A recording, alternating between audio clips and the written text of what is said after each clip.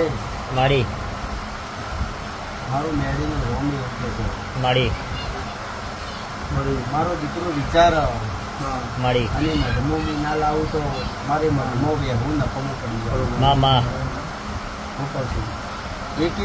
સપના મેં મેરડીએ પૂરા કર્યા છે. માં ખરું માં અને આટલા સુધી લાવી છું તો શેઠ હું મેરડી માતા જ લાવી તારી દયા માડી અને આગળ જ લઈ જઈને હું ઉગતા પોરની મેરડી માતા જ લઈ જઈ ભાઈ સભાવાળો માડી હું કહું છું